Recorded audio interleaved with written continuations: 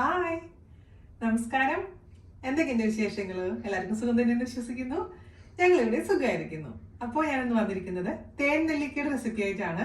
ഒരുപാട് നാളുകളായിട്ട് ഒരുപാട് പേര് എന്നോട് ആവശ്യപ്പെട്ടുള്ള റെസിപ്പി ആയിരുന്നു. പക്ഷെ പലതവണ ഞാൻ ട്രൈ ചെയ്തിട്ടും പെർഫെക്ഷൻ വന്നിട്ടുണ്ടായിരുന്നില്ല. അതുകൊണ്ടാണ് ഞാൻ ഇതുവരെ ഇടാതിരുന്നത്. പക്ഷെ ഈ റെസിപ്പി നിങ്ങൾക്ക് ധൈര്യമായിട്ട് ട്രൈ ചെയ്ത് നോക്കാവുന്നതേ ഉള്ളൂ. അതിൽ ഞാൻ പറയുന്ന പോലെ തന്നെ ചെയ്യണം. ആ വെള്ളം ഒഴിച്ചിട്ടുണ്ടെങ്കിൽ വെള്ളം വറ്റിച്ച് കളഞ്ഞതിന് ശേഷം മാത്രം എടുത്തു വെക്കുക. അല്ലെങ്കിൽ വെള്ളത്തിന്റെ കണ്ടന്റ് അതിലുണ്ടെന്നുണ്ടെങ്കിൽ അത് കേടായി പോകാനുള്ള ചാൻസ് ഉണ്ട്. അത് മാത്രം നിങ്ങൾ ശ്രദ്ധിക്കുക. ബാക്കിയൊക്കെ സൂപ്പർ ഈസിയാണ്. തേനെല്ലിക്ക എന്ന് പറയുമ്പോൾ നമുക്ക് പല രീതിയിൽ ഉണ്ടാക്കാം. പക്ഷെ ഇത് ഇൻസ്റ്റന്റ് ആണ്. നമുക്ക് ഇന്ന് ഉണ്ടാക്കി നാളെ വേണമെങ്കിൽ ഉപയോഗിക്കാവുന്ന രീതിയിലാണ് ഞാൻ തയ്യാറാക്കിയിരിക്കുന്നത് കേട്ടോ. അപ്പോൾ സൂപ്പർ ടേസ്റ്റി ആയിട്ടുള്ള തേനെല്ലിക്ക എങ്ങനെയാണ് വളരെ ഈസി ആയിട്ട് തയ്യാറാക്കാം എന്ന് നോക്കിയിട്ട് വരാം. ഓക്കെ, അപ്പോൾ നമുക്ക് വളരെ എളുപ്പത്തിൽ രുചിയൂറും തേൻ നെല്ലിക്ക എങ്ങനെയാണ് തയ്യാറാക്കാമെന്ന് നോക്കാം. അതിനുവേണ്ടി ഞാനിവിടെ എടുത്തിരിക്കുന്നത് 1/2 കിലോ നെല്ലിക്കയാണ്. എണ്ണം പറയുകയാണെങ്കിൽ 25 എണ്ണ കേട്ടോ.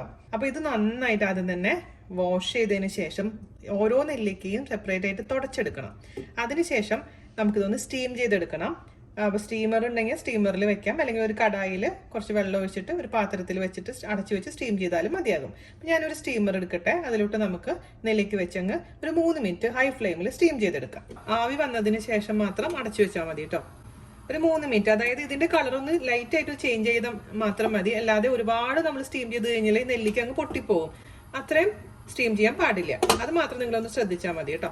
ആവി വരാൻ തുടങ്ങിയിട്ടുണ്ട്. നമുക്ക് അടച്ചു വെക്കാം. 3 മിനിറ്റ് കഴിഞ്ഞ് നമുക്ക് നോക്കാം. 3 മിനിറ്റ് കഴിഞ്ഞിട്ടുണ്ട്. നമുക്ക് ഓഫ് ചെയ്യാം കേട്ടോ. ഇത്രയും ആവാൻ പാടുള്ളൂ, അല്ലാതെ ഒരുപാട് ആവാൻ പാടില്ല. പ്രത്യേകിച്ച് ശ്രദ്ധിക്കുക. ആ ഒരു പച്ച കളർ മാറിയിട്ട് ഒരു ലൈറ്റ് ആയിട്ടൊരു യെല്ലോ കളർ വരും. ആ സമയത്ത് നമുക്ക് ഓഫ് ചെയ്യാം. ഇതിന് ശേഷം നമുക്കിത് ഇതിൽ നിന്ന് പുറത്തെടുക്കാം. അപ്പൊ ഞാനിവിടെ നമ്മുടെ നെല്ലിക്ക എടുത്തിട്ട് പുറത്ത് വെച്ചിട്ടുണ്ട്. വെള്ളമെല്ലാം തുടച്ച് കളഞ്ഞിട്ടുണ്ട്. ഇനി നമുക്ക് വേണ്ടത് ശർക്കരയാണ്. ഞാനിവിടെ 1/2 കിലോ ശർക്കരയാണ് എടുത്തിരിക്കുന്നത്. അതായത് 1/2 കിലോ നെല്ലിക്കയ്ക്ക് 1/2 കിലോ ശർക്കര എന്നുള്ള അളവാണ് കേട്ടോ. നിങ്ങൾക്ക് പഞ്ചസാര വെച്ചിട്ടും ചെയ്യാം, അതുപോലെ തന്നെ കൽക്കണ്ടം വെച്ചിട്ടും ചെയ്യാം. അപ്പൊ ഞാൻ പല തവണ ഈ റെസിപ്പി ട്രൈ ചെയ്തിട്ട് ശരിക്കും പറഞ്ഞു കഴിഞ്ഞാൽ ദയനീയമായി പരാജയപ്പെട്ടു എന്ന് പറയത്തില്ല, അതുപോലെ ആയിട്ടുണ്ട്. ഞാനിവിടെ ദുബായിൽ വന്ന സമയം തൊട്ട് ട്രൈ ചെയ്യാൻ തുടങ്ങിയതാണ്. എന്തെങ്കിലും റീസൺ കൊണ്ട് ഇത് കടായി പോകും. ആദ്യത്തെ സമയത്ത് എൻ്റെ മനസ്സിൽ തേൻ നെല്ലിക്ക എന്ന് പറയുമ്പോൾ തേൻ ഒഴിച്ചിട്ട് ചെയ്യുന്ന നെല്ലിക്ക എന്നായിരുന്നു. അതുകൊണ്ട് തേനൊക്കെ ഇഷ്ടം പോലെ നശിപ്പിച്ച് കളഞ്ഞിട്ടുണ്ട്.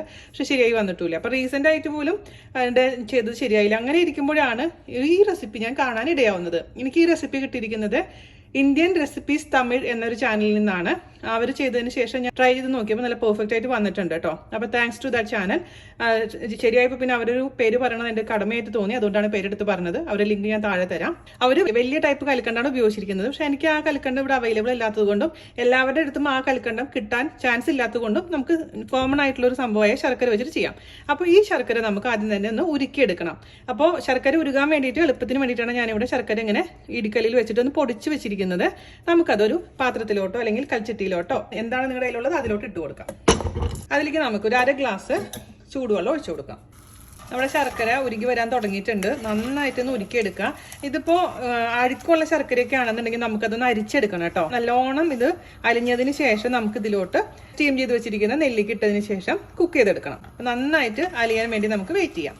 ഞാനിപ്പോൾ മീഡിയം ഫ്ലെയിമിലാണ് തീ വെച്ചിരിക്കുന്നത് കേട്ടോ. അപ്പോൾ നമ്മൾ ഇട്ടിരുന്ന ശർക്കര നന്നായിട്ട് ഉരുകിയിട്ടുണ്ട്, തിളയ്ക്കാൻ തുടങ്ങിയിട്ടുണ്ട്. അപ്പോൾ ഇവിടെ ഒരു പത പോലെ വരുന്നില്ലേ? പത എന്ന് വെച്ച് കഴിഞ്ഞാൽ ഇങ്ങനെ വൈറ്റ് കളറിരിക്കുന്ന ആ സാധനം നമുക്ക് എടുത്ത് കളയണം. അതായത് ഇതിൽ ശർക്കരയിലുള്ള ഇംപ്യൂരിറ്റീസ് ആണ് അങ്ങനെ വരുന്നത് കേട്ടോ. പഞ്ചസാര ആണെങ്കിലും ശർക്കര ആണെങ്കിലും ഇങ്ങനെ തിളച്ച് വന്നതിന് ശേഷം ഇതുപോലുള്ള പത കാണുകയാണെങ്കിൽ നിങ്ങളത് റിമൂവ് ചെയ്യാൻ മറക്കരുത്. അതിനുശേഷം നമുക്ക് ഇതിലോട്ട് നമ്മളുടെ സ്റ്റീം ചെയ്ത് തുടച്ച് വെച്ചിരിക്കുന്ന നെല്ലിക്ക ഇട്ട് കൊടുക്കാം. കുറച്ച് കഴിഞ്ഞിട്ട് നമുക്കിതിലോട്ട് ഒരല്പം ചെറുനാരങ്ങ നീര് ഒഴിച്ചു കൊടുക്കണം. കാരണം എന്താണെന്നറിയാമോ? അല്ലെങ്കിൽ ഇത് ഈ പഞ്ചസാര ആണെങ്കിലും അതുപോലെ തന്നെ ശർക്കര ആണെങ്കിലും ഒരുപാട് കുക്കായി കഴിഞ്ഞാൽ ക്രിസ്റ്റലൈസ് ആവും. അതായത് ഇങ്ങനെ കട്ടി പിടിച്ചു ഇരിക്കും. അത് ഒഴിവാക്കാൻ വേണ്ടിയിട്ടാണ് ഒരല്പം ചെറുനാരങ്ങ നീര് ഒഴിക്കാൻ പറയുന്നത് കേട്ടോ. ഞാൻ ഒഴിക്കാറുണ്ട്. ഇപ്പോൾ ഞാൻ ഈ റെസിപ്പി പ്രകാരം ഉണ്ടാക്കിയ തേൻ നെല്ലിക്ക കുറേ ദിവസമായിട്ട് ഇരിപ്പുണ്ട്, ഒരു കുഴപ്പമില്ലാണ്ട് ഇരിപ്പുണ്ട്. അതുകൊണ്ട് ശർക്കര നീരിൽ കുറച്ച് ലെമൺ ജ്യൂസ് ഒഴിച്ചുകൊണ്ട് ഒരു കുഴപ്പമുണ്ടാവില്ല. ഇനി നമുക്കിത് അടച്ചു വെച്ചിട്ട് വേവിക്കാം. ഇടയ്ക്കിടയ്ക്ക് ഒന്ന് തുറന്ന് ഇളക്കി കൊടുക്കാൻ മറക്കരുത്.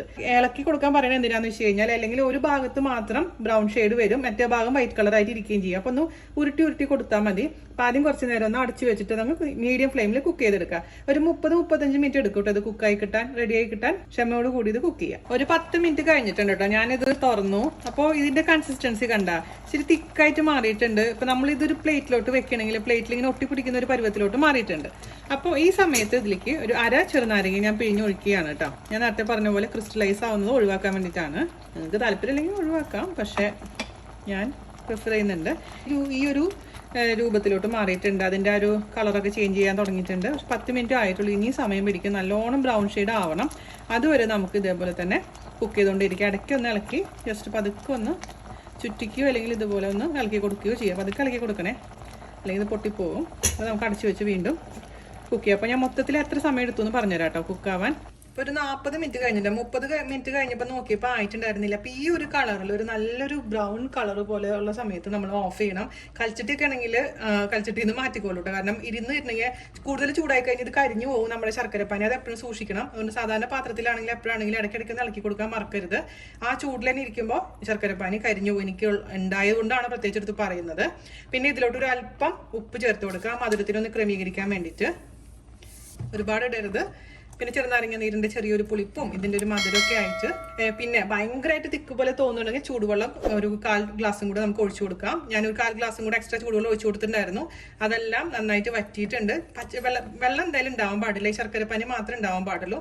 ഈ ഒരു തേനിന്റെ കൺസിസ്റ്റൻസി ഉണ്ടല്ലോ, അതേപോലത്തെ കൺസിസ്റ്റൻസിയാണ് നമുക്ക് വേണ്ടത് കേട്ടോ. ഇനി നമുക്കിത് ഒരു കുപ്പിയിലോട്ട് കുറച്ച് കഴിഞ്ഞതിന് ശേഷം മാറ്റി വെക്കണം. അപ്പൊ ഇതിലോട്ടൊക്കെ ഈ തേൻ എന്ന് വെച്ച് കഴിഞ്ഞാൽ നമ്മുടെ ശർക്കരപ്പാനി എല്ലാം ഉള്ളിലോട്ട് അങ്ങ് ഇറങ്ങിക്കോളും. അതിനുശേഷം നാളേക്കൊക്കെ കുറച്ചും കൂടെ നന്നായിട്ട് ജ്യൂസി ആയിട്ടിരിക്കും. ഇതാണ് ഞാൻ പറഞ്ഞ കേടായി എന്ന് പറഞ്ഞ നെല്ലിക്ക. അതായത് കുക്ക് ചെയ്യാണ്ട് വെറുതെ സ്റ്റീം ചെയ്തതിന് ശേഷം ഞാനത് നമ്മുടെ ശർക്കരപ്പാനിൽ ഇട്ട് വെച്ചിരിക്കുകയായിരുന്നു. കണ്ടില്ലേ, ആകെ ഒരു പൊട്ടമാണോ കൊണ്ട് പൂപ്പൽ പോലെ വന്നിട്ടുണ്ട്. അപ്പോൾ അങ്ങനെ ചെയ്ത് കഴിഞ്ഞാൽ ശരിയാവുന്നില്ല. എനിക്ക് പല രീതിയിലും ട്രൈ ചെയ്ത് നോക്കിയിട്ടുള്ളതാണ്. അപ്പം ഇങ്ങനെ ചെയ്യുമ്പോൾ മാത്രമാണ് ശരിയായി വരുന്നത് കേട്ടോ. അപ്പം അതുകൊണ്ട് ഞാൻ ഇപ്പോൾ ചെയ്യുന്ന മെത്തേഡാണ് പ്രിഫർ ചെയ്യുന്നത്. അപ്പോൾ നമ്മുടെ തേൻ നെല്ലിക്ക ഒരു ദിവസം ഇതേപോലെ ശർക്കരപ്പാനിലിട്ട് ഈ കുപ്പിയിലിട്ട് വെച്ചിട്ടുണ്ടായിരുന്നു. അപ്പോൾ എന്തിനാണെന്നറിയാം ഇങ്ങനെ കുപ്പിയിലിട്ട് വെക്കുന്നത്? അപ്പോൾ കൂടുതൽ ഇതിലോട്ട് ഈ തേനല്ല ശർക്കര നീര് ഉള്ളിലോട്ട് അങ്ങ് പൊക്കോളും. അപ്പോൾ ഇത് ഈ രീതിയിൽ വെക്കുകയാണെങ്കിൽ നമുക്ക് 1 വർഷം വരെ കേടാവാതിരിക്കും. നിങ്ങൾക്ക് അങ്ങനെ ഒരു ടെൻഷൻ ഉണ്ടെന്നുണ്ടെങ്കിൽ അടച്ചുറപ്പുള്ള കുപ്പിയിൽ വെച്ചതിന് ശേഷം ഫ്രിഡ്ജിൽ വെച്ചാലും മതിയാവും കേട്ടോ. അപ്പോൾ നമ്മുടെ ശർക്കര നീരിന്റെ കൺസിസ്റ്റൻസി കണ്ടോ? ഇതുപോലെ ശരിക്കും തേൻ പോലെ ആവണം. ശർക്കര നീര് ഇറങ്ങില്ല. അതുകൊണ്ടാണ് ഈ ഒരു കൺസിസ്റ്റൻസി നിലനിർത്താൻ പറയുന്നത് കേട്ടോ. അതൊന്ന് ശ്രദ്ധിച്ചാൽ മതി. അതേസമയം ഒരുപാട് വെള്ളം കൂടാനും പാടില്ല. അപ്പോൾ ഇത്ര മാത്രമേ ഉള്ളൂ. ഇനി നമുക്ക് ഒരെണ്ണെടുത്ത് മുറിച്ച് നോക്കാം. അപ്പോൾ നമ്മുടെ ഒരു ദിവസം പഴക്കമുള്ള തേൻ നെല്ലിക്കയാണിത്. നമുക്കൊന്ന് മുറിച്ച് നോക്കിയാലോ. ജ്യൂസൊക്കെ ഇങ്ങനെ കയറിയിരിക്കുന്നുണ്ട്.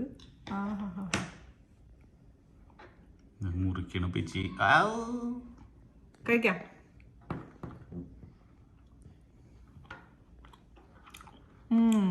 നിർവൃതി കാണാണ്ട് എനിക്ക് കറക്റ്റ് മധുരമാണ്. കുറച്ച് മധുരം മുന്നോട്ട് നിന്ന് കഴിഞ്ഞാലാണ് കുറച്ച് ദിവസം കഴിയുമ്പോൾ ശരിയാവുള്ളൂ.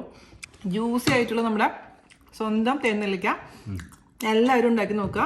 അതിനുശേഷം അഭിപ്രായം പറയാം. അപ്പോൾ കുറേ ദിവസം ഇരിക്കും തോറും അതിങ്ങനെ ജ്യൂസ് കുടിച്ച് ഇങ്ങനെ ഇരിക്കും. കുട്ടപ്പനാവും. ഇത് കഴിക്കാം. ഓരോ ദിവസം ഓരോ നെല്ലിക്ക വീതം കഴിക്കുക. ആരോഗ്യമുള്ളവരാവുക. കുട്ടികൾക്ക് കൊടുക്കുക. ഇപ്പം നെല്ലിക്ക കഴിക്കാൻ ഇഷ്ടമില്ലാത്ത കുട്ടികൾക്കും തീർച്ചയായിട്ടും ഇത് ഇഷ്ടപ്പെടും. അപ്പോൾ വീഡിയോ ഇഷ്ടമാകുകയാണെങ്കിൽ ഷെയർ ചെയ്യുക. ഗുലാബ് ജാമുൻ മാത്രം കൊടുത്താൽ മതി, നെല്ലിക്കാന്നൊന്നും പറയണ്ട. അതെ അതെ, ഒരു വ്യത്യാസമില്ല. പിള്ളേരെ പറ്റിക്കാം അല്ലേ? അപ്പോൾ എല്ലാവർക്കും ഇഷ്ടപ്പെട്ടു എന്ന് വിശ്വസിക്കുന്നു. മാക്സിമം ഷെയർ ചെയ്യുക, സപ്പോർട്ട് ചെയ്യുക കേട്ടോ. Thank you.